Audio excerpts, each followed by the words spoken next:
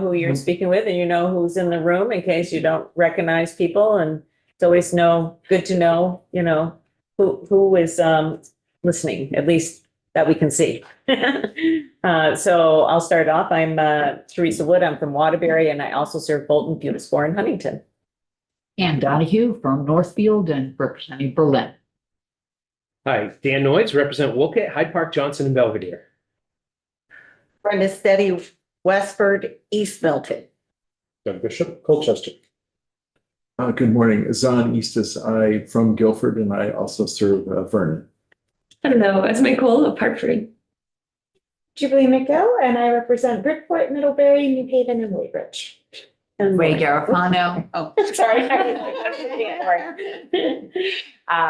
Essex and Essex Junction. Nice to see you all. And Lori? Lori Morse, committee assistant. And then we go right around the outside of the room, and then we come back to the witnesses. Amy Johnson, Vermont here. All Langwell with fiscal. Nellie Marvel, Senior Advisor to the Commissioner of Department for Children and Families. C.D. Kieran from Action Circles. Great. The floor is yours. Thank you so much. And if you wouldn't mind introducing yourself for the record. And folks, we do have their, if you want to refresh, we do have their presentation on our website. So, and welcome. This is your first time here. Yes. Welcome.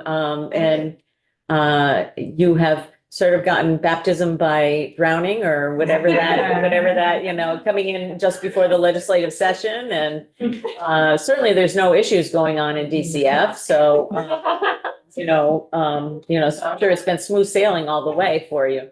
But we welcome you here and appreciate the tasks that you have and all of the people that your department impacts across the state. So thank you for taking on this big responsibility. Thank you. And my name is Sandy Hoffman, and I'm the interim commissioner at DCF. Megan Smeaton, I'm the DCF CFO.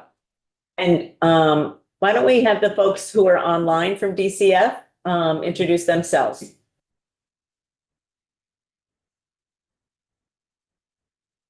Good morning, Brian Graham, the Deputy Commissioner for the Economic Services Division. Good morning, Erica Radke, Deputy Commissioner for the Family Services Division. Go ahead, Lily. Good morning, Lily Sojourner, Director of the Office of Economic Opportunity. Lisa. Hi, I'm Lisa Rivers. I'm the Director of the Office of Child Support. And Heather. Good morning, I'm Heather McLean, the Revenue Enhancement Director for DCF Family Services. And Tyler. Good morning. I'm the High-End System of Care Director for DCF Family Services. Thank you. Thank you all for being available in case there's a phone a friend needed, I guess. I don't know if you were listening to the last bunch, but we always have a lot of questions. So thank you for being here. Floor is yours. Great, thank you. So as you probably know, the DCF's mission is to foster the healthy development, safety, well-being, and self-sufficiency of Vermonters. We provide benefits, services, and supports to approximately 200,000 Vermonters every year. That includes children, youth, families, older Vermonters, and people with disabilities. Megan's going to go through DCF's budget, but I can tell you it's organized into 13 appropriations. They correspond with our DEPT IDs or programs: economic services, family services, child development, child support, economic opportunity, and disability determination services. And then I think Megan will go through the fund sources and go through the BAA now. Yes, I can start walking through the ups, downs, if that's. Yeah, go for it. Okay. You will have received our ups, downs. I also sent a spreadsheet, which I have been informed is microscopic, but if you make it bigger, you should be able to read it. And it has short narratives of each of the lines on the ups, downs, and the colors correspond to changes in depth IDs. I thought I had a dog. It's the real thing.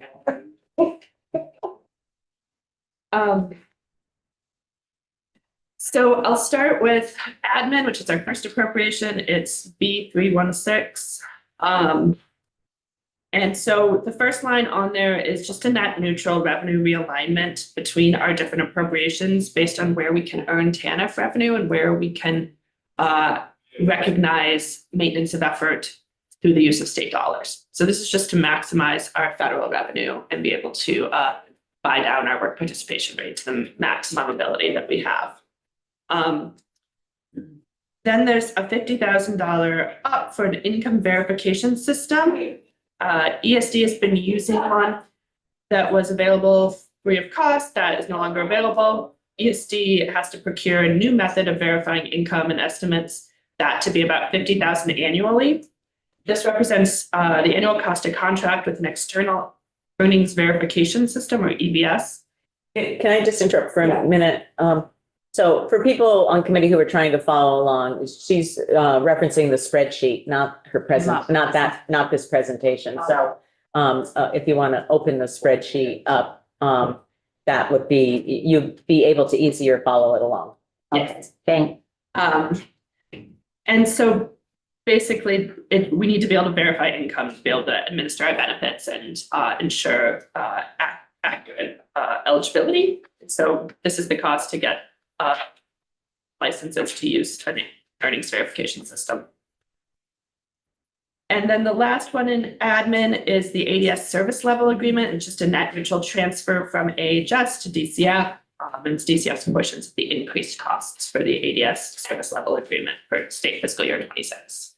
We neglected to ask our friends at Dale about this, but do you get specific? So I recognize that that's a bill back essentially, but do you get any kind of specific documentation about what that is made up of? So is it additional staffing at ADS? Is it based upon the workload? Like I know that they're working on several DCF projects. What's it based on? I would refer you to AHS on that. They're the ones that get the information.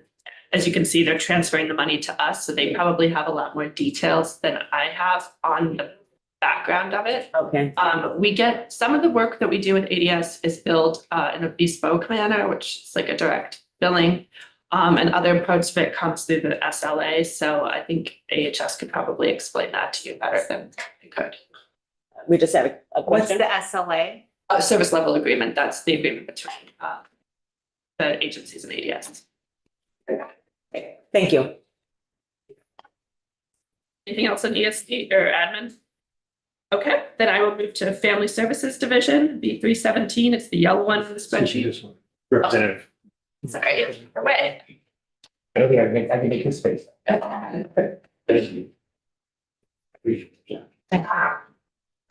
It's a very small room, almost as small as my spreadsheet.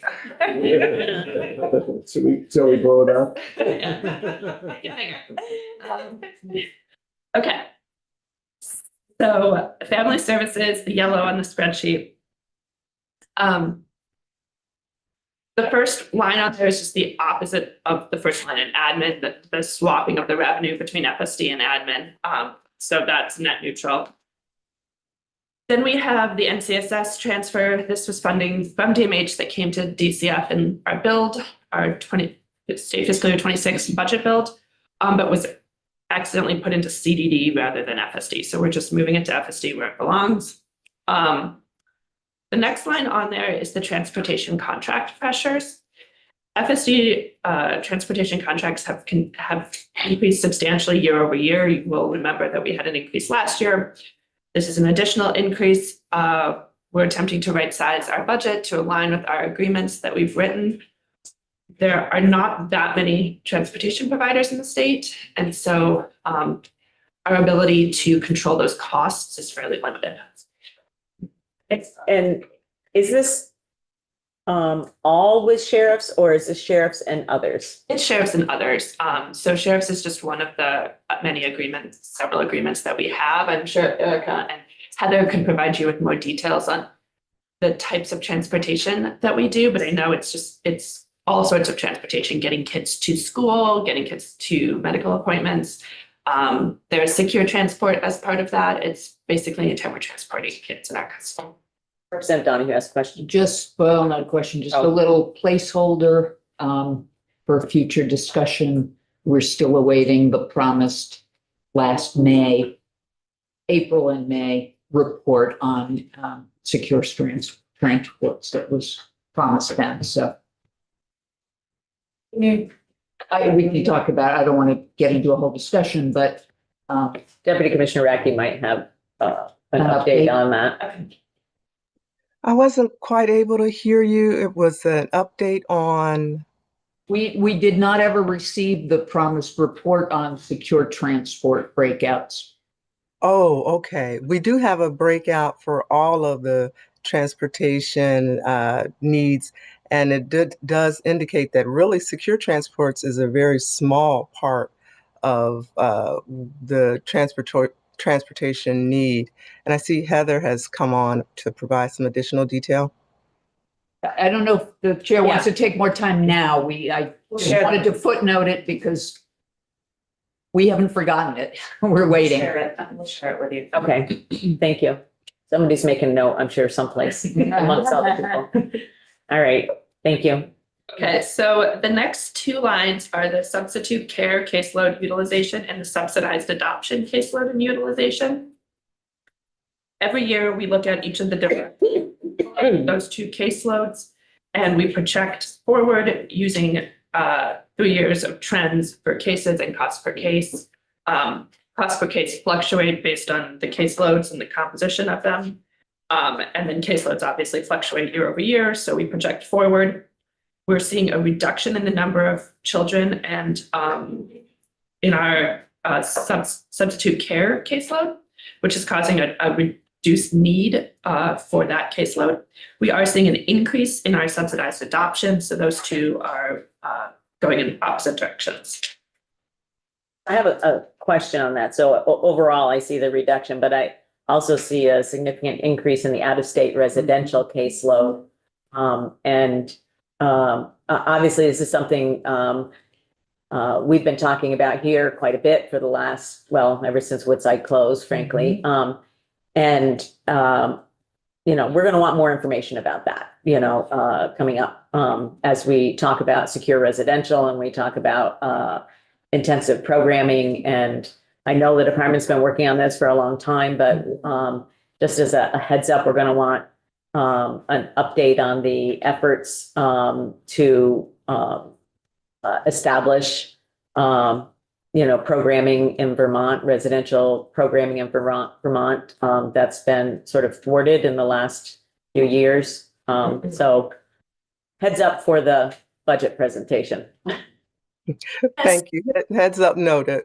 And we actually the youth insecure residential out of state has decreased significantly over time as well, but absolutely looking forward to giving you more granular detail on our plans to even reduce it more. So what is okay, so since you said that, now I have to ask, why does it say out of state residential caseload increase at 2866 per month and number of 3? So the number of cases has gone up by 3 per month on average from what we budgeted at last year. Okay. The cost per case has increased significantly, and that can be a reflection of the needs of outside of. Right. I get what is written here, but I would just, that seemed to be contradictory to what Deputy Commissioner Radke was saying about it decreasing. The needs may have increased, but the actual overall number of youth has decreased from perhaps 10 years ago, 200 kids being in residential to now 83. Okay, well, 10 years ago is an interesting fact, but not, we're really looking at, it looks like in the short term, that the numbers are actually increasing according to this request.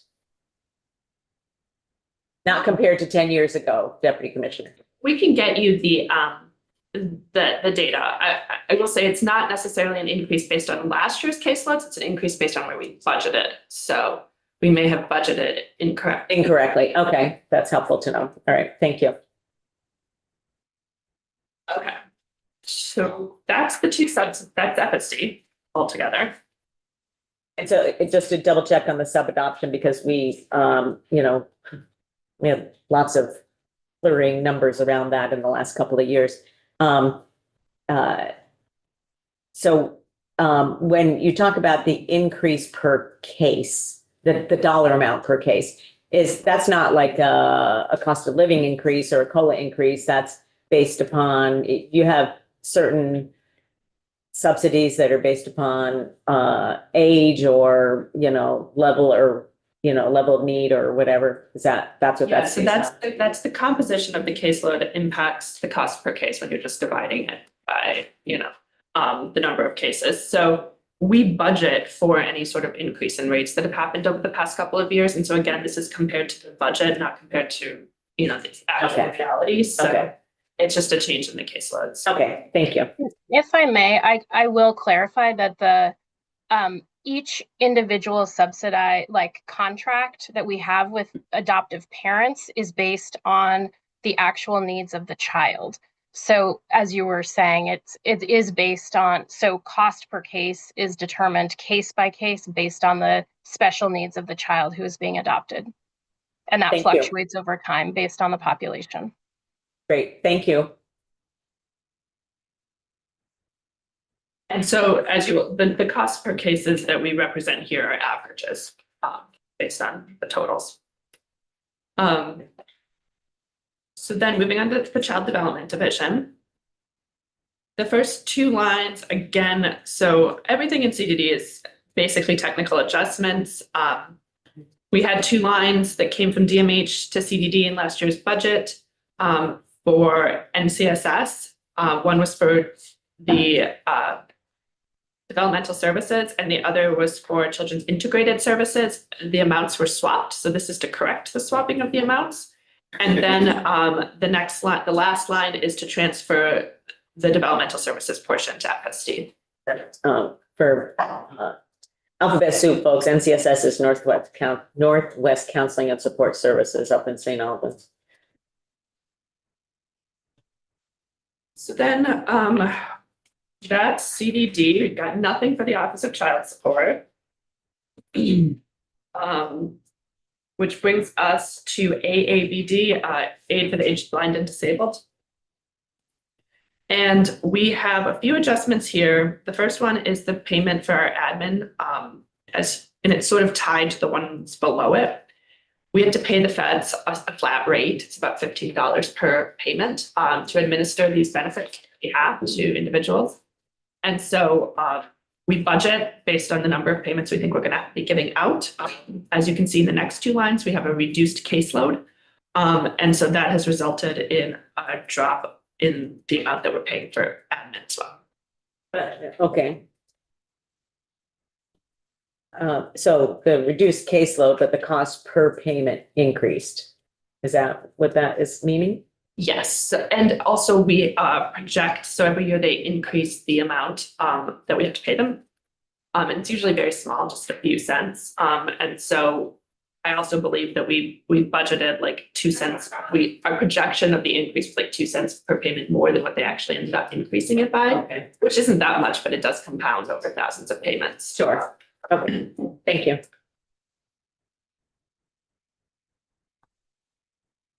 So then moving on to general assistance, we have a reduction. We have an increase in our support services caseload. This represents the caseload that supports our burials, physicians, dental, and abortions lines. The global commitment portion covers physicians and dental. So that is increasing slightly, while the burials and abortions general fund portion is increasing slightly, somewhat. And then we have the personal needs and incidentals, or P&I caseload adjustment, and that's reduced based on where we budgeted, and that's supports for groceries, room and board, home rent, etc. And that's that's general assistance. Yeah, Representative McGill. Last year we had talked a bit about the general lack of awareness about these sets of services that are available to folks. I believe, and the deputy commissioner, she's on, had talked about, preparing and starting to do some outreach and education about it. In preparation for the legislative session and the fact that I often work with a lot of service providers, there still seems to be a lack of understanding and knowledge that these types of things are even available to the people they're working with.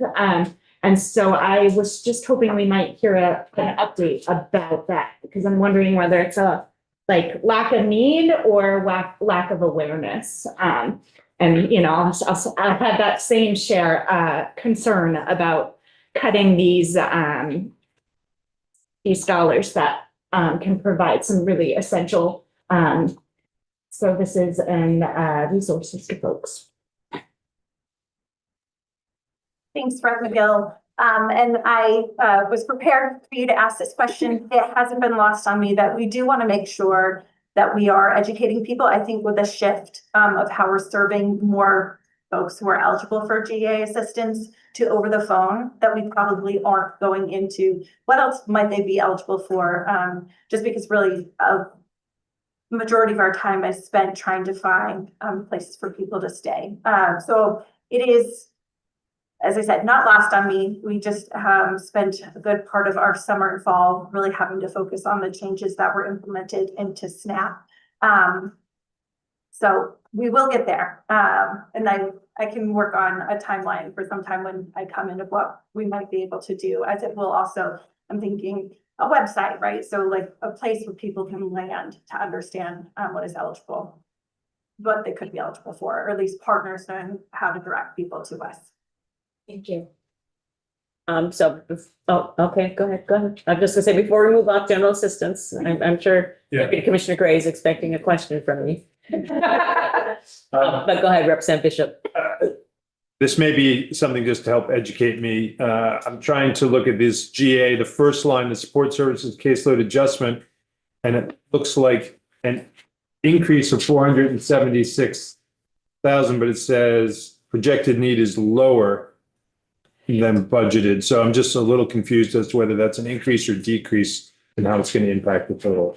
So the increase is to the general fund portion, and so that's the portion that supports burials and abortions. And then we're seeing a slight decrease in our global commitment, our Medicaid funded portion, which is the part that supports physicians and dentals. And so when you put those two together, the total need is slightly lower than the general fund need. Okay, but increase for, what's the increase for the burials, including for the burials? Do you know offhand what percent more is that than, and what was budgeted and how much of an increase? If that's not readily available, that can be a follow-up. I mean, I can get that, just 1 second. If I can get into my files.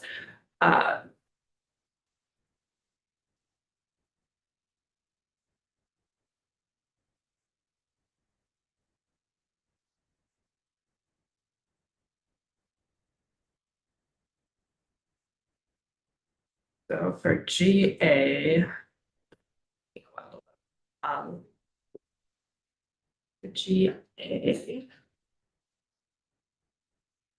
burials, we budgeted at 63 cases per month, with an average caseload of 720, an average cost per case of $722 per case. We are seeing 64 cases per month, and a slight increase in the average case cost. Thank you. Before we move off general assistance, can you give us an update on, I'm looking at the December general assistance emergency housing report. Can you give us an update on what your expected expenditures will be through June compared to budget?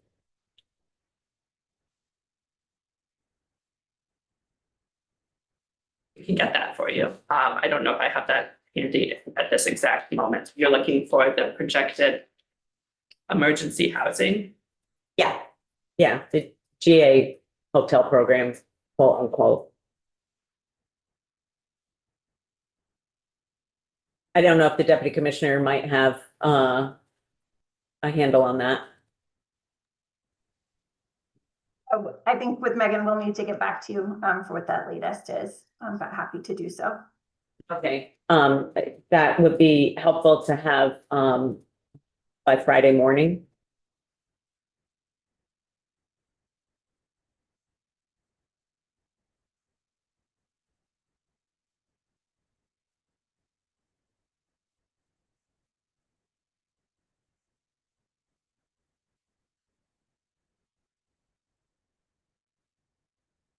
Okay, we can get that for you.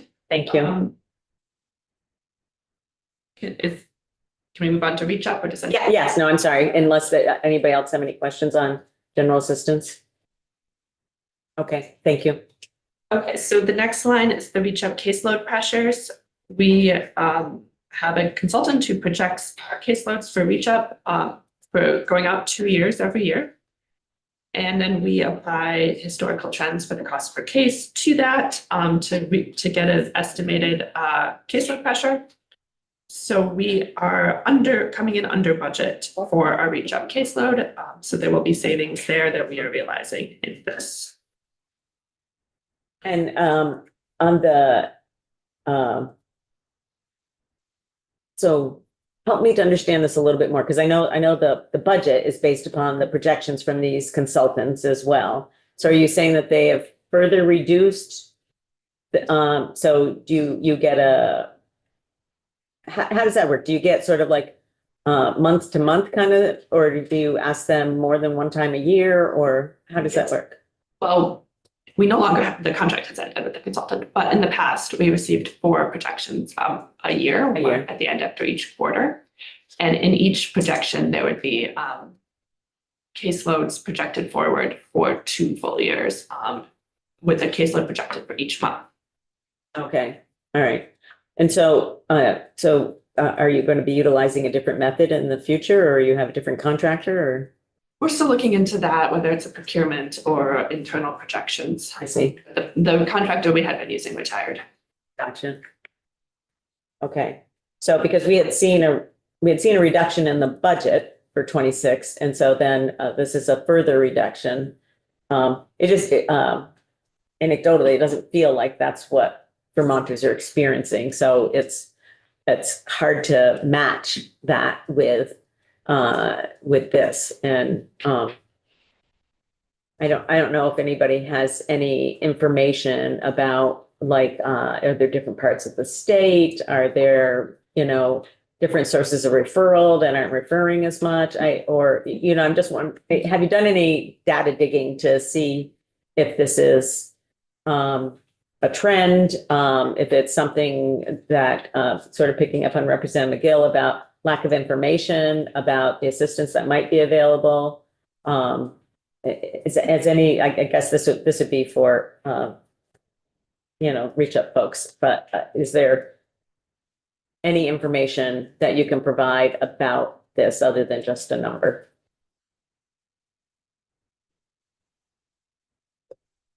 Could we get back to you on that? Yes, Miranda popped. I was gonna say Miranda popped up. I don't know if she was intending to or not, but. I was, and I was actually just going to say what the commissioner had said of I'm happy to talk with my team and to just see if nationally, if it's the same trend, so we can look into it a bit more and then get back to you. Okay, I appreciate that. The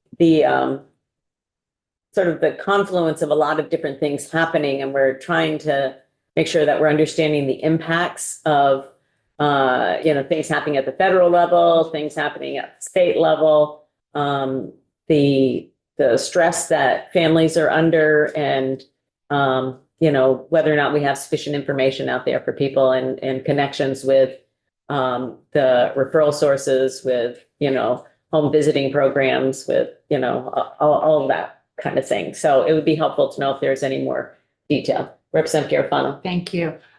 Just curious, and we can talk about this further later, but is there any mechanism at ESD to, because I think we've consistently seen this line item come in with savings every year in BAA and in the budget, but for as long as I can remember. So is there any mechanism or any thought to thinking about reinvesting that back into the Reach Up families? Like, because if you're constantly coming in under, and maybe we're not reaching as many people, but at least the people that we're reaching, can we increase? Because knowing how with the rateable reduction and how like little money they're getting, have you thought about like creating some infrastructure when there are savings to kind of put that back into the families? Because costs aren't going down. Like, these are super vulnerable families. So just wondering if there's any mechanism to think about that or implement something like that. When there are savings, that doesn't get swept to go somewhere else. At least it stays within the Reach Up budget. I think I would like to talk more with the team about it. And Thank you. It's sort of a perennial question here, Sandy. I'm hearing that. Yes.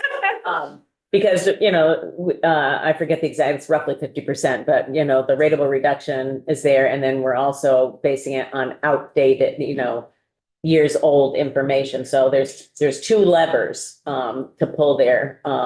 And one of them being the reducing the rateable reduction and the other being updating it to current year costs, which, the legislature has done on a periodic basis. So those two levers, especially if we're seeing sort of year over year, this kind of thing. And I appreciate that. It sounds like you're thinking like maybe you could do a more accurate job in a different way. I don't know, but this is what we've seen in the last few years, is this sort of consistent, budget is a budget. We understand it's an estimate, but, with super vulnerable families, and knowing that we are under providing what we say it takes. It seems as though that it's keeping it within the Reach Up instead of it going to the bottom line would be a preferable action. We'll add that for the last 2 years before this year, we have seen reduced caseloads, but we did have an $8.4 million up in our caseload pressure in 24. So it does go both Fluctuate, directions. yeah, we expect it to fluctuate. Okay, thank you.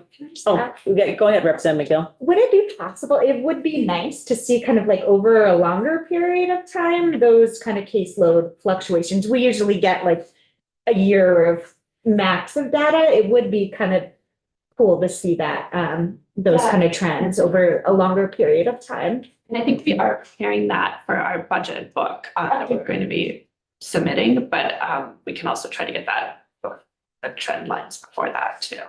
Yeah, go ahead. It'd be great to have that kind of information like publicly, like on the website. Yeah. So like you could go and look at what the trends have been for the last 5 years to kind of, we have the information that you give us. So like, just having the snapshot of the 1 year can be limiting in our like decision making. So it'd be really helpful to have that information. So we're not just kind of cramming it all in this 5-month period too. Like we can, in the off session when we're thinking about future legislation or policy, that the information's available.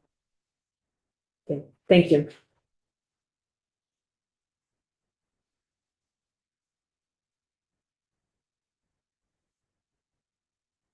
Okay. Are we all set on Reach Up? I don't see any other questions. Thank you. So nothing in LIHEAP, which brings us to the Office of Economic Opportunity. So just before we move off LIHEAP, I know there's nothing here, but just a general question, given all of the sort of stuff that's happened at the federal level. And I know that Vermont was issuing our payments in anticipation of federal receipts. And are we receiving the federal receipts? Are things smoothing out? Yes, we did receive a federal award for LIHEAP. And I don't know if Miranda wants to speak to that more or, but I will say that we've received the award. And our families or applicants, are they receiving, can you compare what they're receiving this year, you know, on average to last year? What's the average benefit? Do you know that, Miranda? I do. Just give me one moment, and we did receive the majority of our award on November 26th. Okay.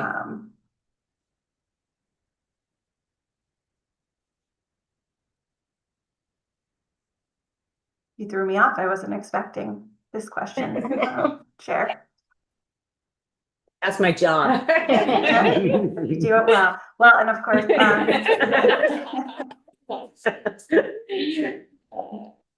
it's going to take me more than a second. So Okay, if you want all to right, move on, well, then I we will can come back. to that. Okay. Thank you. And I'd also be interested in whether or not you've had any increase or decrease, or, you know, if it's relatively stable in terms of the number of fuel dealers who will participate in the program. That would be helpful if you had a sense of that. Thank you. As a follow-up. Yes, go ahead, Representative Bishop. With respect to LIHEAP, you mentioned we had received the majority of the funds in November. Was it anticipated that we would not receive the full amount in November? And if so, is the balance on track to the best of your knowledge? And then part two, if I'm following the national news correctly, the federal office administering LIHEAP was basically wiped out. Whoever is administering that or getting the funds to states now, what might we anticipate going forward as far as how smooth or challenging that may be to get those funds? So the first part is easier maybe than your second question. So we did receive 90% of our funding, and that is what we anticipated. We always get the majority in the November timeframe, sometimes October, and then we will get more in the spring. Sometimes it's March, other times it's April. So we are on track and feeling confident that we will get them. In terms of, we have been getting communication and do have people that we can reach out to when needed. So I'm not overly concerned at this moment about not being able to engage. And this was the money was in both House and Senate side of the budget. There does seem to be, although there was concern that things, that there could be a reduction once we started to see things move again. This funding seems to be a priority for the federal government. So we will, of course, continue to monitor closely. But at this time, I'm feeling comfortable, at least with this funds to be okay. Thank you. Thank you. All right, next. Okay, so then we'll move on to the Office of Economic Opportunity. The first line on there is a movement from, it's a net neutral swap from grants out to personal services. We have funding to support 2 limited service positions that need to be moved to personal services. These positions were previously funded with one-time general fund housing appropriations. And the increase to the amount of funding and agreements that OEO is being tasked with administering really requires the ongoing support of these 2 positions. Okay, so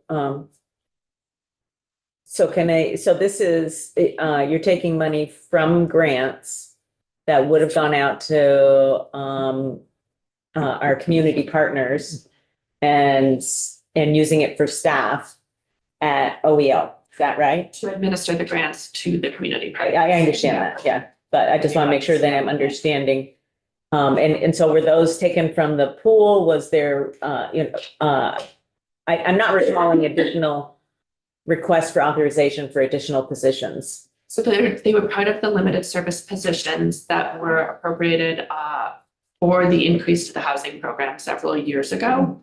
Every year we ask to extend them as long as we don't have a permanent housing program in place. And so these were positions that were supporting housing in ESD, and they've moved to OEO, and they're continuing to support housing in OEO, but their one-time general funds have exhausted and we really can't administer grants to community partners without staff to do that. Representative Steady. Does your office still use a lot of temporary services like Spirian to fill these positions?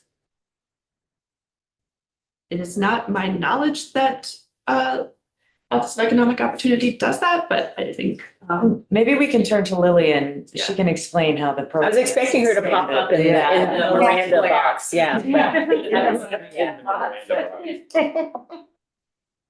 Are you there, Lily? Yeah, thank you so much. So again, Lily Sojourner, the Director of the Office of Economic Opportunity.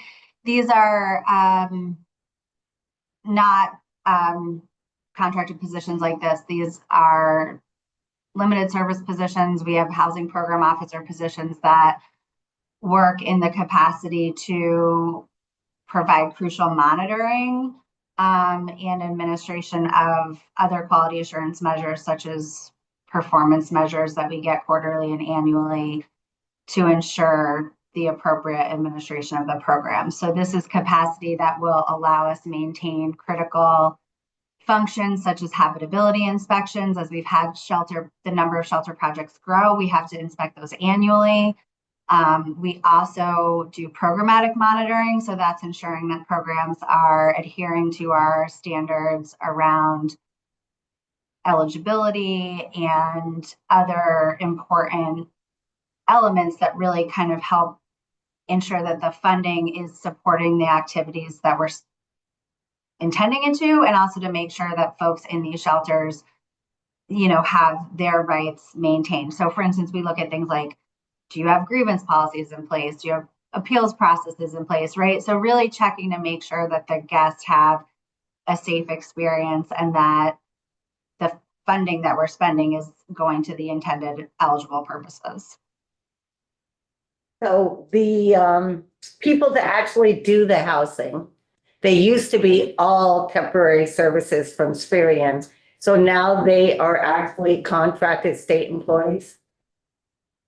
So I think that was what Megan was referring to in terms of capacity at economic services, and those are functions at economic services. This is in terms of administering the Housing Opportunity Grant Program. So the grants and oversight of shelters and other service providers who are doing activities such as coordinated entry, housing navigation, housing retention work.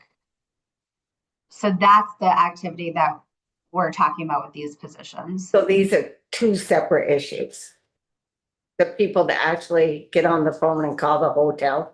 Yeah, that's an economic. That's a whole other, okay. That would be- That's where I got confused. That would be in Economic Services Division with Deputy Commissioner Gray. Okay.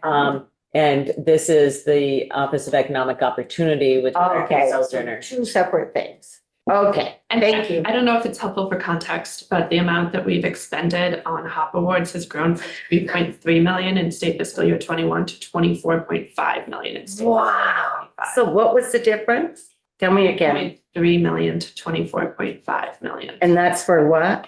Our housing opportunity program. In how many years? That's state fiscal year 21 to 25. Wow.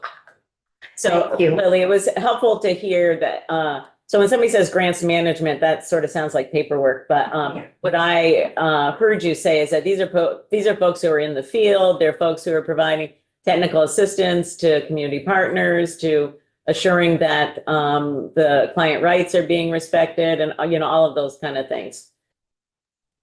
Yes, that's correct. Thank you.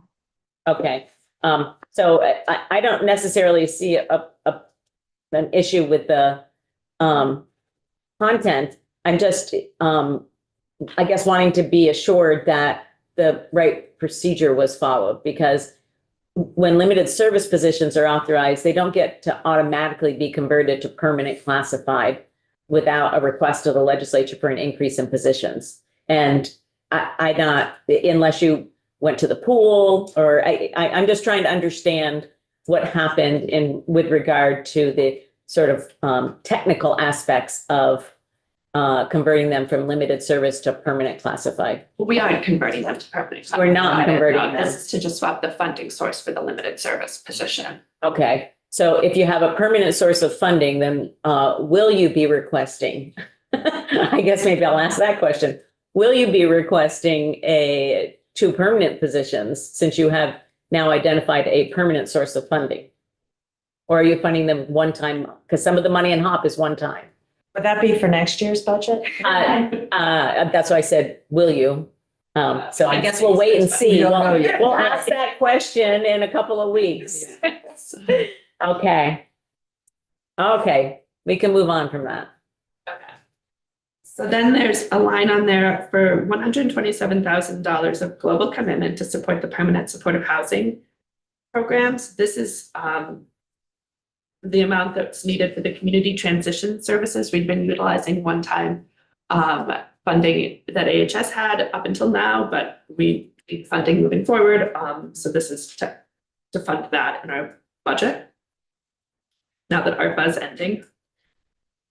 And then the last line is shelter investments. So OEO, as you know, has been utilizing one-time funding and increases in their base funding to fund and create new shelters throughout the state. And so this is additional funding needed to retain and maintain and continue to expand those services. Excuse me. Can you, I guess Lily, can you say a little bit more about this $2 million? Is it, did you make more grant awards? Were the awards, per shelter bed more expensive? What, because we did increase the HOP budget in FY26 as Megan pointed out, that's been steadily increasing over the last few years, but I guess I'm just wondering about the sustainability of this in BAA, if this is, or again, is this maybe a question to be asked in a couple of weeks as well? But can you describe a little bit more about what this $2 million was actually used for? Yeah, I think this has to do specifically with some of the upfront initial expenses that are related to launching shelter programs. So support for things like renovation, which can be significant upfront costs to take existing buildings in Vermont and kind of convert them to the standards that would be required to have an emergency shelter operate there. And so those are, I think, primarily what we've been looking for. And then I agree, we'll continue to talk about shelters in the budget as we expand and have responded to the initiatives and efforts of our community providers to try to meet the need that they're seeing in the community. So I'm going to see if I understand. So in the FY26 budget, you did budget for shelter expansion, which would include those expenses that you just talked about. Are you saying that for the ones that you planned, they cost more? Or are you saying that you expanded more shelter beds than you were originally planning? Or is it some combination? Probably some combination, but I think the larger driver is more the latter of just having more opportunities to create shelter capacity than originally anticipated. Okay. It's actually in the monthly report. Yeah. Okay. All right. We'll talk more about shelters in the budget. All right. Anybody else have any questions on OEO? I do actually. Okay, go ahead, Representative McGill. Thank you. Lily, you had mentioned kind of first, just when we were talking about that first line item, and it just kind of got my interest about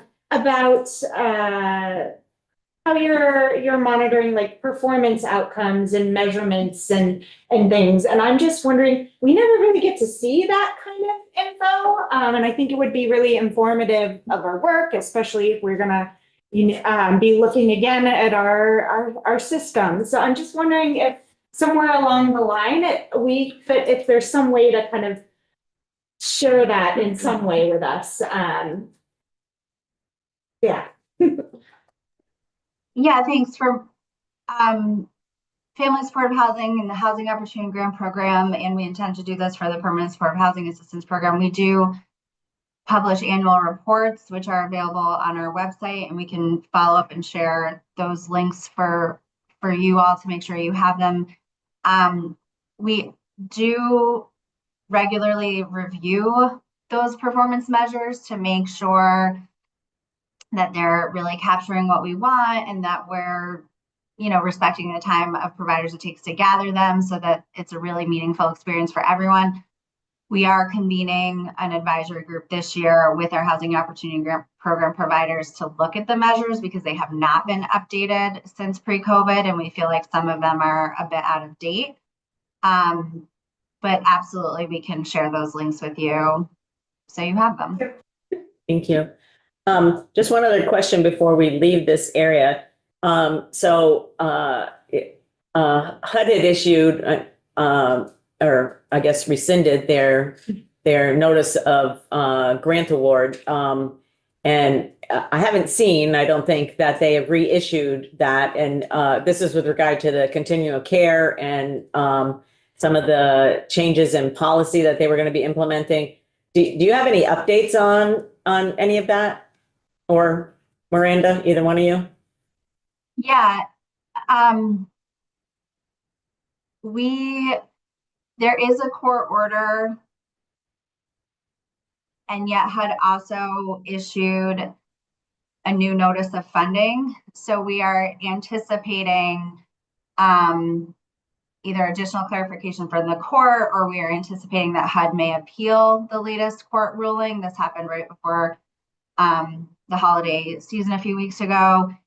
In the meantime, the local applicants are preparing applications this month in case they do need to be submitted, but it continues to be in a legal process as we have, again, the court-ordered injunction, and yet the fact that HUD did issue a new notice of funding. So we anticipate the legal process will continue to unfold. But in the meantime, applicants are preparing so that if for some reason there is the need to respond to HUD's notice, Vermont will have applications ready.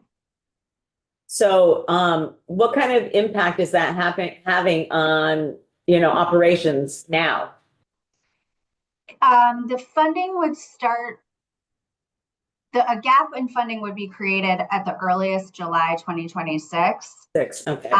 So we have time to see a little bit how this plays out. The earliest, those grants don't all have the same start and end dates, but the earliest that they would end is June 30th, 2026. And so again, the July 1 would be the impact. So nothing current, but obviously something to keep a close eye on for that impact in next state fiscal year's budget.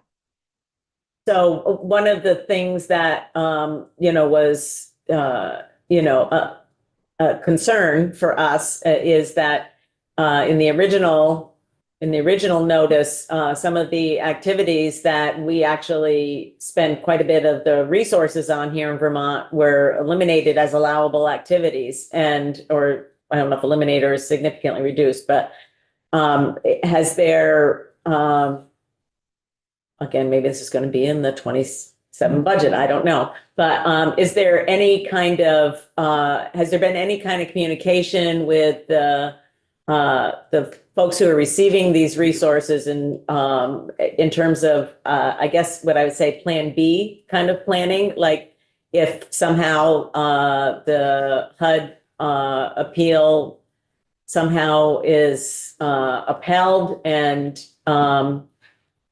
we aren't able to spend those resources as we have been spending them, which is, on rapid rehousing and things like that, which, to me makes a whole lot of sense. But I'm just wondering what kind of planning is happening in case the states and the lose, essentially. Yeah, absolutely. And this is a little bit of a unique dynamic because the state in this case is not the applicant Yeah. directly to HUD. There's two collaborative applicants that represent Vermont, and the state DCF, we're actually like a competitor in the initial local review. So, so we are preparing our own submission, and there will be a local scoring process, and then each of the applicants submit their final set of applications to HUD for HUD's review. I can say that both of the collaborative applicants have taken steps to prepare with communities and try to mitigate the impacts. They've provided a lot of guidance. I think certain projects have explored if they can make programmatic changes or alter their programming to meet the new requirements or be more competitive. So it's a little bit tricky right now in terms of the timing, because right now we're sort of actively in a local procurement process that, again, the state is a competitive applicant for. But again, those discussions are definitely taking place so that as we have more information, we can determine if and how we need to respond. Thank you. Anybody else have anything on OEO? Okay. Don't have any proposed changes to weatherization's budget in the BAA. So then I would continue on to the secure residential treatment budget. There's one adjustment there for 1.9 million. After state fiscal year 26, DCF will have fully utilized all the one-time funding that we have received for our secure treatment facilities. We do not have a permanent secure treatment facility yet, but we are operating Red Clover. We also have a new short-term crisis stabilization facility in Wyndham in state fiscal year 26 that's, I think, called West River. And then the combined need for those two facilities is about $8 million. Our budget is only 3.7 million. We have one-time resources, but even with those resources, we are still $1.9 million short. And so this is to allow us to fund those two important programs while we continue to work on securing a permanent facility in the state. Just before Representative Donahue goes, so can you maybe elaborate a little bit more, because I'm having a little trouble following. So we've never reduced the base budget for the operating expenses at Woodside. We did, yes. You did reduce the base budget? Yeah. Okay. 2020, I think it was. Okay. All right. So I'll take that back. Go ahead. So I have one really simple, easy one, and then a complex one. So I'll get the simple one out of the way because it doesn't mention this here. I mean, the West River has been kind of in the works for several years with slow progress on the rehab or whatever. And it's been described as being staff secure, not physically secure. Is that distinction still planned as a staff secure, or is it physically secure? It is still staff secure. Okay, thank you. The bigger question is the whole money flow. And I guess it would be extremely helpful if the really basic chart that we had asked for last year and trying to sort out last year's budget money flow could be extended to include what happened with that follow the money and where the need now. I don't know if people are remembering the chart. My memory isn't great. It was only a third of a page. When we looked at the time, we had significant questions, and our team, also, I know that the Appropriations Committee point person on this budget item shared that concern and basically saying the money isn't here. There isn't enough money. And the response we had sort of was, we're going to ask for that in BAA, which I didn't feel is necessarily appropriate for BAA when we knew ahead of time that we were short funding. So as is demonstrated. So I think it'd be very helpful to see exactly what went where, why the gap, has come before us now, and what that's looking like. And maybe what it's looking like you can't get to yet, but if we can bring the chart up to date up through the BAA ask, it'd be very helpful. Yes, I have that updated and I can send that to you. Great. I will say that, part of what we're working with is a lot of unknowns in terms of, changes in where we're planning on building facilities or what facilities are available. And so last year when we were budgeting, we didn't yet have any stable numbers on West River. So this is really taking into consideration West River now and having that as part of our budget, and that leads to the $1.9 million ask. But I would suggest that the 3 clearly, I assume Red Clover costs a lot more to operate than West River. First of all, it's larger, it's locked, it's not staff secure, and it's significantly larger in terms of numbers of kids. So 1.9 versus 8 million is not a West River expansion. It's more than West River. Well, we do also have one-time appropriations of about 4.6 million that we will be utilizing this year. And then we were able to carry forward some money from last year too. So that one-term funding reliance obviously is going to bring up future issues. Because we're not going to close these and we're not going to have a brand new permanent secure residential facility open in time for the next fiscal year. Yeah, 27 is a separate, I think, conversation. Yes. Well, and I'm really talking about 28, Yeah. We're planning one-time money again when we know this is going to be an ongoing expense for longer than. Yeah. I think what you're hearing is concern about the use of one-time money for what we know is ongoing expenses. Mhm. It's just not That's one piece not of it. sustainable. Yeah. I mean, that's one piece of it. Yes, yeah. Representative Steady? Yeah. How many beds, how many people to each one serve? 3 at West River, 4 at Red Clover. Is that right?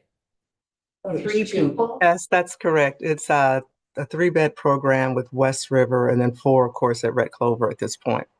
Okay, so Or that's Red expanded Clover. by 1. What age group? Is it 12 to 18 okay. Tyler or 10 to 18 at West River Haven? I believe both are 12 to 18, both Red Clover and West River. 12 to 18. Thank you.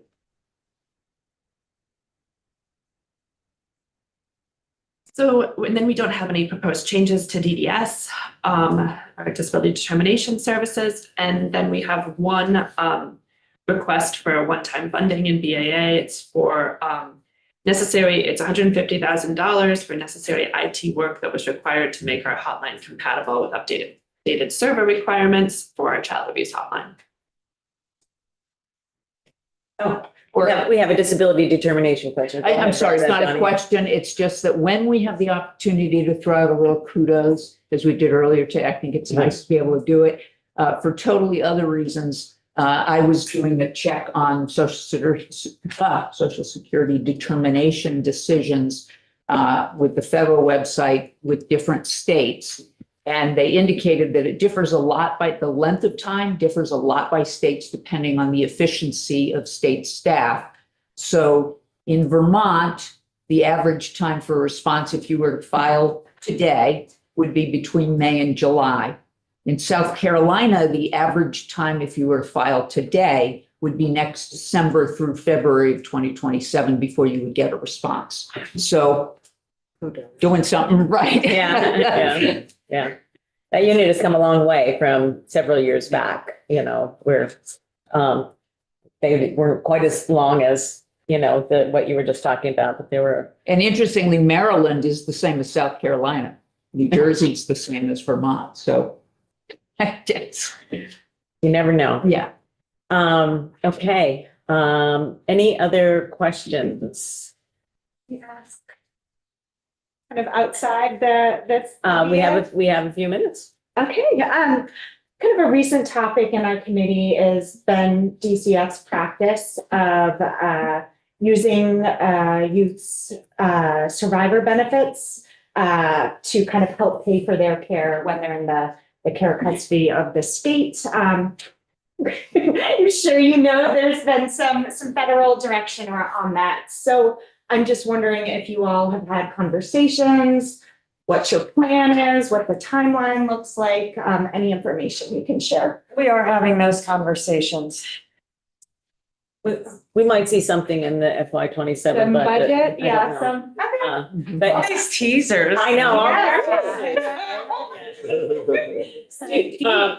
Megan, about how much is that? Do you know Yeah. for Vermont? Can you tell us how much that is? I don't have it off the top of my head, but I can get it in a second. Under 900,000 for the whole, but it has to be broken down further. And is Heather still on? Because she made it. Heather isn't on, but the last data she shared with me was about 560,000, but she said that number was a little squishy. It may be a bit higher. She's working on a report to send up with some additional details, but we are absolutely interested in trying to provide that money back to youth that are on Social Security. We're looking at it. Okay, great, thank you. I look forward to the details. Couple weeks. All right. Any other questions on BAA or, stumpers that you might want to hit them with? I don't know. Okay. Thank you all very much. I appreciate your responses and presentation, and we look forward to having lots of discussion in the '27 budget process. Thank you to everybody online as well. Thanks. Thank you. Okay, committee.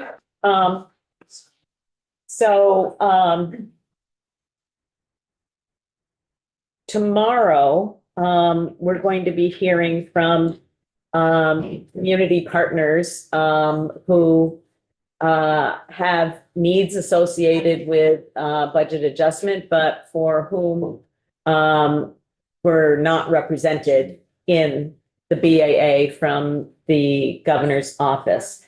And so we're hearing from everything from long-term care to United Ways to AAAs, homelessness providers. We're looking at a whole bunch of different things, honestly. And we have take a look at the updated agenda, because the one that was printed out for you has been updated since then. So there are additional witnesses coming for that. We'll also be hearing there was, I think I mentioned it yesterday, but the sort of two technical things in the Dale budget. So JFO will be here. Nolan will be here to sort of just elaborate a little bit and answer any questions that you might have about that. So again, those were not represented in the governor's request. I think that you all will come to the conclusion that they should have been, but we'll hear a little bit more about that tomorrow. And then just one thing I want to remind folks, we will be coming back at 1, but we will adjourn so that we can be in our seats downstairs by 1:45. So we'll make sure that people are able to do that. So what are people's any clarifications or questions that they might have about what they heard this morning? Because we'll be moving to make some recommendations to appropriations. We're going to have committee discussion about that on Friday. But if there are other people you need to hear from, or other questions that you have about what you heard this morning, now would be the time to bring that up. Yeah, go ahead, Doug. In the Dale presentation, they gave us a total in the neighborhood of 30 million, but then there was the 9.6 million in choices for care. But with the notation that it was being taken care of would carry forward. So I'm a bit confused as to, is it 21 or 30 million more than? That's the exact budgeted? question I was gonna ask, and we'd run out of time, so I told. Well, I actually asked him that question. I asked him if it was carry forward. And they identified, this is the part that is confusing to me. Yeah. They identified, not in choices for care, but they pulled it from several other places to essentially make that up. Because they weren't notified until essentially the end of the fiscal year that there was a billing problem that was 6 months old. Yeah. So that would mean that 30 million. Is it not really accurate. 21 million? Right. That's the way. Yeah. And so I feel like we should probably ask a clarifying question about that. Eric, you have. It sounds like 1 + 1 = fish. I'm so Would confused Nolan about be it able to too. clarify that Yeah. for us, or is that sort of, would Nolan, when he's here I tomorrow? know, I'm just gonna send an email to Bill Kelly, because, just, it's easiest, just to be honest. So we'll ask for more clarification about that $9 million, because, it was, the part that I'm confused about is, so every year they're required to do a year-end report on choices for care. Okay, so you'll see that in reports, okay? It got back in, like, I think it's in August or September it was submitted. And we reviewed it at the Joint Fiscal Committee. So that $9.2 million was included in that. So this is the part that's confusing me. So it was already appropriated. And they're asking for it in BAA, and I don't know if it's just, there's something called expenditure authority. So they already have the money, but they need the authority to spend it, which I'm thinking that might be the case for this. And so that's different than asking for new money, if you know what I mean, additional, which that 14 million is additional. So we need clarification about that, because, if it, because it was identified in the Choices for Care year-end closeout report, that means they carried it forward. So if you carried it forward, I don't know why you're asking for it again. That is confusing. Yeah. So I suspect it might be about expenditure authority, but I'm not positive. And we were delayed in getting our second group of witnesses in, so I knew there was going to be additional questions about that one. Yeah. Any other questions that came up for you as a result of this? I think we've had ongoing concerns about the nursing facility. EFR, we spent a lot of time on that this morning. And there are other states that are limiting that for nursing facilities, and in New England. So I think that I was appreciative of hearing that they're, actively working with nursing facilities. I think Eric's question was kind of spot on when it came to the capacity issue, especially when Angela said, oh, well, there's only 23 beds that are a result of insufficient staffing. And in the DCF and monthly report, it's where assumptions get you, when they showed 270 odd, I'm thinking like, okay, that's probably staffing, because that's what everybody tells us, it's staffing. Well, only 23 beds with staffing issues. We're not included in that. And we're not included in that total, right? So, the capacity issue and the connection of that with people who are homeless, and it's difficult. And so I actually was glad to hear that they're doing more work with the AAAs to understand that there is a different level of intensity for in-case management services for some people who are eligible for Choices for Care. But is there, being as they were mentioning with like, okay, they're at the ground level, they're out there. I'm still not seeing that, like the points that you bring up in regards to engagement at location. I'm still not seeing that. That physical, one of Yeah. I think you would hear from some. I don't even know who the providers are in Rutland. Who is it that's providing that case management? I know it's been contracted out, which was, to me, that I thought it should have stayed with the providers already in the state to contract out with major, Well, no, it is, but you're confusing two different things. So Choices for Care stayed with the state providers, the area agencies on aging. Oh, okay. Dale, the developmental services that went to the two out-of-state national companies. Okay. And that's a mess. I'm just gonna say that's a Okay. mess. But even still, I'm still not seeing that level of The interaction. AAAs in the field, yeah. We can have more follow-up with them on that, because I know that Dan has been talking with Dale and really looking at that as issues. I had other representatives in the body contacted me because there have been a couple of cases where They continually tell us that, oh yeah, we're doing all this coordination. And then like, I was like, okay, this person has been in a hotel for 8 months and now they've used up all their time and they're being exited and nothing is happening, and it's a person with, who was in their 80s and had significant health issues and had been referred to Choices for Care. So it's like, yeah, we figured it out. It got worked out. But I did say to Angela, this seems like a person who's fallen through the cracks, and it feels like there's a lot of those. And to that point, though, I wonder, and Angela mentioned something about, sometimes it's difficult to convince people. So I Yeah. wonder if they're Yeah. tracking data on that. Yeah. Like how many people are declining? Mhm. If they're, how many people are being offered and declining? Because I think that would be good data for us to have.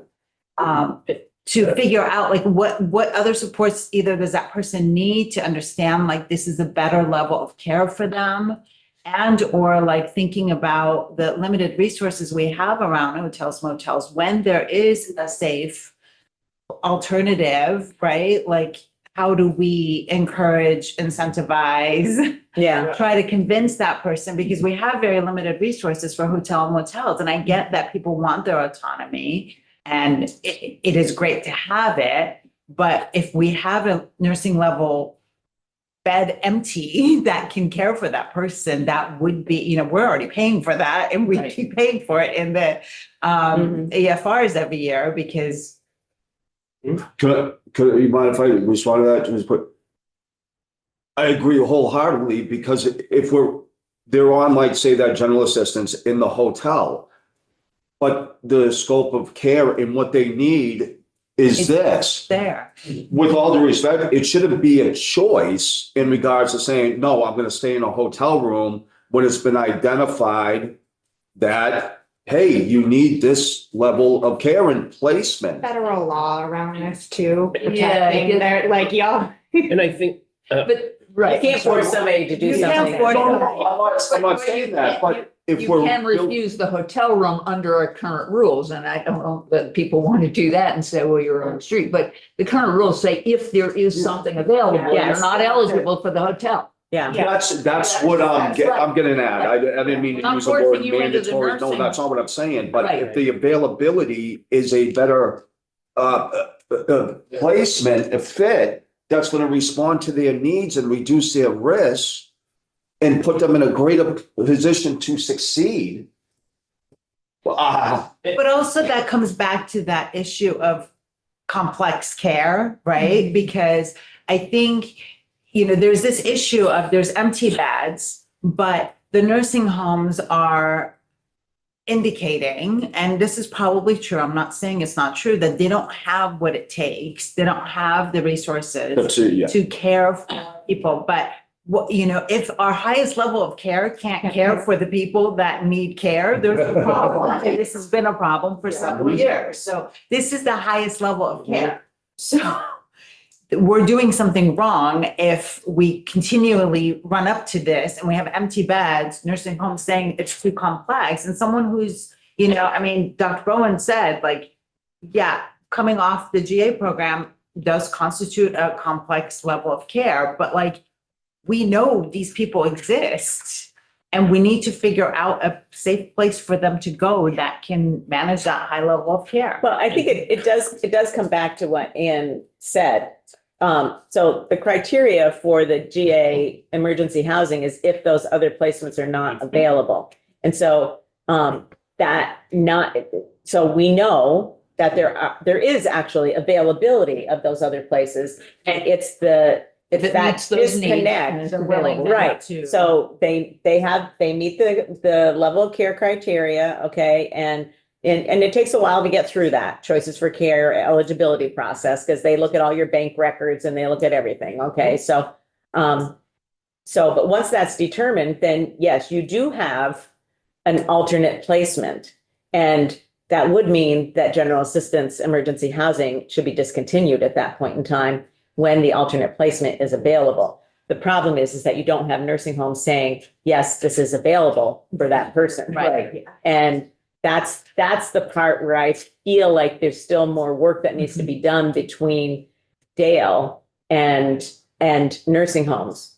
You know, it's, you know, in the past, I don't really know how much right this moment, but it's been more of a hands-off on, you know, other than licensing and protection. Okay, the Division of Licensing goes in, they do their licensing surveys, and you pass, fail, you got plans of correction, all that kind of stuff. The only time any action was ever taken by Dale is when they needed to issue a corrective action plan or to close a facility or, you know, whatever it might be. Sort of this coaxing nursing homes to take folks that might be a little bit more challenging in the beginning. They might not after a period of time, but in the beginning they might. That is something that Dale has not historically done. And I still don't feel evidence that that actually is being done. I get the relying on the case management, you know, to do that, but we really need Dale leadership to take that on with the nursing facility industry. Not just relying on individual case managers to do that work. It's a systemic issue. And one piece of it in terms of the work for when there is an available resource and it's a person's reticence or rejecting it is to recognize that that's probably part of a disability, and therefore the time to coax and encourage and work with a person, you know, should not on its own be, oh, well, you're refusing it. You're so refusing. you've lost Right. your I'm moving That was- on. Yeah, Right? yeah, Yeah. that's gonna come in and Yeah. say that. No, that's not what we're That's the saying. right idea with that, Yeah. but that process does take time. And more often than not, it's that the nursing homes won't take them. There, I Yes. know of a few Yeah, yeah. cases. Absolutely. But to make this be like, that's the huge problem, I No, just want to right, note yeah. that most of the time it's that. It's the nursing home. And the numbers are. I agree with portraying that. Yeah. That's what I'm hearing. Yeah. Also. And the data bears that out. Yeah, and I think that's, you know, we'll have more discussions about this when they come in for their budget talk and when we look at we're gonna take a deeper dive into the Age Well plan and enough on that. Because that's the sort of systemic thing that I still don't see evidence of Dale doing with the nursing home industry. Because it's great, you need the one-on-one stuff with the case managers, but that's not going to change the industry. And, you know, I get what they're saying in terms of stabilization, but I have no idea where we stand in terms of the cost of nursing facilities in Vermont compared to the cost in other places. You know, is it similar to the cost of the rest of our healthcare system? And, you know, if it is, then, maybe we should be looking at what some of those other states are doing in terms of limiting the amount of automatic increases that some of these facilities receive. Or differentiating, you know, maybe we should be supporting some of the smaller ones that you were talking about, Dan. I think what would also be helpful for comparison with other states is this question of the vacancy rate, if you will. Because understandably, there is some churn, there's a certain number of beds, you know, that are going to be empty, but how does Vermont step up? Yeah. Compared to. And there's some models that have like supportive transitional housing between the GA and a nursing home where someone can get those wraparound case management services as they do the paperwork and get to the point where they might move into a more restrictive setting of a nursing home or res care, because it's hard to make that transition without that relationship being established and making sure someone is ready to, you know, but they're not getting the supports in the hotels. And if we had something in between the two, we might have better success of moving people Back to along that the continuum. NOFO, one of the kind of areas in reaction to what's going on and having to move away from permanent supportive housing. One of the areas, our COCs have been talking about is like this kind of medical, like transitional housing, medical model, especially for our older Vermonters and Vermonters with disabilities. So those kind of conversations are now happening as well, which I think is a huge need. It's a big shift going from, you know, a hotel room where you're maybe getting care from a home health nurse to a nursing home or to res care where you can have more You don't long-term lose all support. and you don't lose all your autonomy. No, you don't. Right. And it can go And that's and what's visiting. see, and But I just want to say, one of the things that you mentioned, which I think in many ways is the right and a good idea, also will contribute to empty beds. And that is the specialty. If they're going to say, well, obviously we don't want to make, capacity for oxygen every nursing home. We need to. So if there's one that can address that, well, then those rooms, that becomes a smaller pool in the sense of who can access those beds and who can be other places. So the more you have different specialties, the more you end up having some vacancies caused by that. And that's obviously not a huge Part of thing. the It's mix. just something to be aware Yeah. of, that that's a downside of the need. It's a need to do. All right, so to summarize on Dale, at least, I'll reach out to Bill Kelly, ask a little bit more detailed questions about that $9 million in nursing home back payments, essentially. I don't know why they just don't say what it is. Once it's back payments, I don't know why they didn't, but what about DCF? Any addition? I mean, we kept hearing all the questions we brought up. You said, well, we'll talk about in FY 27. But are there other things in their budget, their BAA presentation, that you need any additional information about? Well, I think we're going to get that report, and that report is not going to be the one that we asked for. So, but we'll get it and be able to say that. I mean, that came directly out of the extra money asked for in the budget for transportation. And now there's even more. And that was what generated the question about, what's the data? Is an impact of having fewer providers, a negative impact for kids? And that data was promised in March, April, May. Yeah. So we'll now. And Miranda said said they she have was- it. or not. Right, Miranda? Erica said, Erica. we were have the anticipating that. report. No, it's, well, we have it. We'll send it to you. It's Yeah. like, oh, okay. Okay. Sent it. So we don't really know, we don't know what their anticipated spending is on the GA emergency housing aspect of it.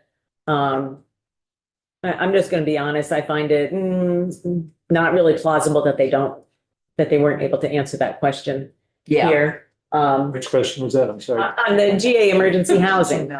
We get a monthly report. In the December report, we could see how much had been spent per month. But I know that they have projections for the rest of the year, and based upon what was spent in the first part of the year, I would expect them to be underspending in that area. But we don't know. We'll get that information. I asked for that by Friday, so we'll see what comes in from that. Yeah. Another thing I found interesting, I don't know if the rest of you did, that we pay $8 million to house 7 youth.